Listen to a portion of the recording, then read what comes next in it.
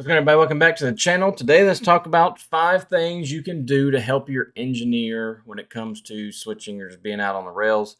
Um, this is something I've been thinking about for a while, and it's just something that a lot of new conductors can take and try to implement this to help with the engineer you're working with, especially newly marked up conductors. These things will help your engineer. It will make them feel more comfortable, and one thing's going to help you either stay on the rails or keep it on the rails. Um, and just overall, it's just going to help the process of switching and moving rail cars. So let's just jump right into it. So subscribe if you're new. If you're looking to work in the rail industry, I invite you to subscribe to the channel. This channel is completely dedicated to the new guys and girls, as always has been. Even though I have started going over a lot of the negotiation stuff, which I've kind of put on hold for now until the vote is over, and I will go over the contract after the vote is over. I'm not here to persuade votes. You do what you think is right. That's not my job. Anyways, number one, and this is a big one, especially on really heavy trains, really long, heavy trains, especially now with PSR and how they're doing things. If you get to the yard and you have a bad order that a carman has set out, and let's say that it's towards the rear of the train, it doesn't matter if it's halfway. If you got 10,000 foot train, 5,000 feet back, if you got 7,000 feet, 3,500 feet back, it doesn't matter. But if you have a set out that's a good ways back from the head end, what I was trained to do and what I noticed that I needed to start doing more was, especially towards the rear, if you've got a bad order, if you've got 135 cars, you got bad order 120 or 115 or 130, whatever the case may be, whenever you make your cut, you get your 3-step, close your angle cocks, pull a cut lever, or release your 3-step, pull a cut lever, tell them to take it ahead. It's a good practice to let your engineer know that the last car is rolling. So whenever you hear that slack coming out and the couplers uncouple and you start rolling, holler at your engineer on the radio. Say you're rolling back here. That's what I used to say. You're rolling back here. And what that does for the engineer is that allows him, now he knows, because with your EOT, the EOT will let you know when you're moving.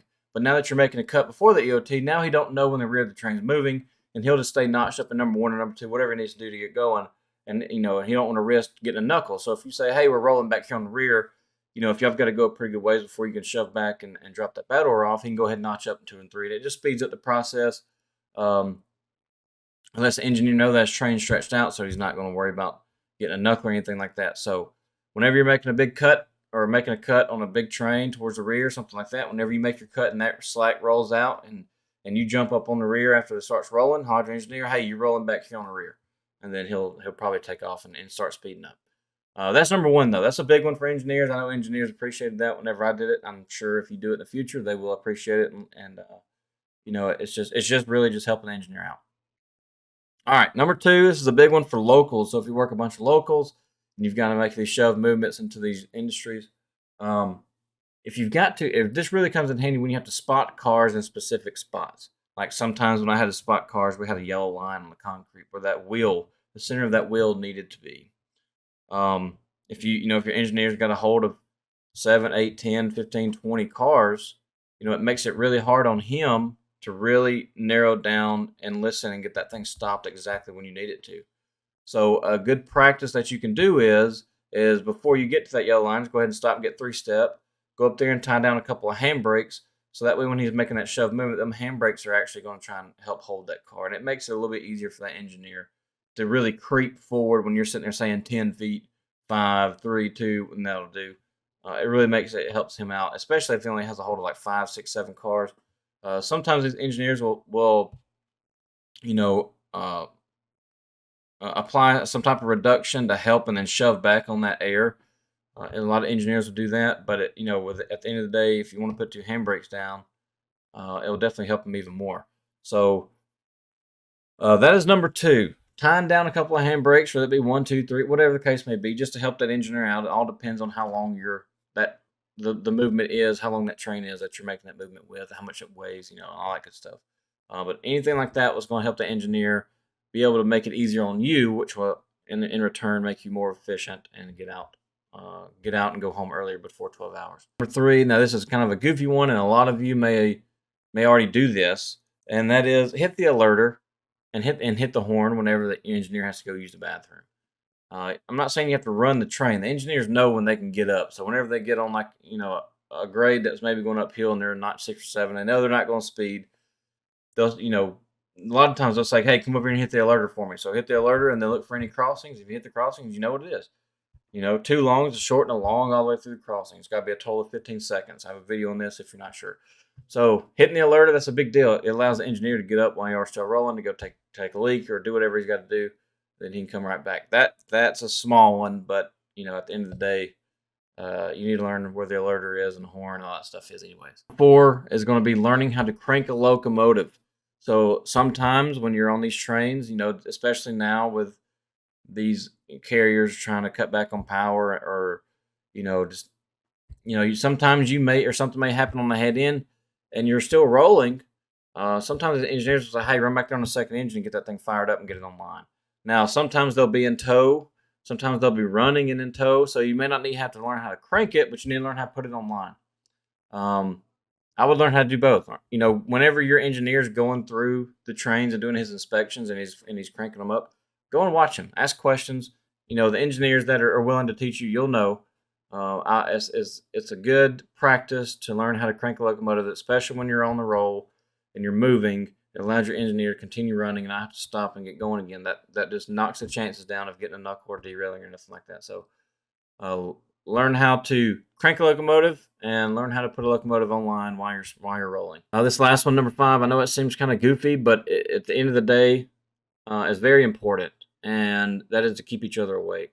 So if you notice your engineer, they're nodding off and he's smacking the alerter every 30 or 45 seconds whenever it goes off because he's dozed off in his sleep, strike up a conversation. Yeah, some of them may get irritated, but at the end of the day, the last thing you want as a conductor is to get enforced because your engineer is asleep.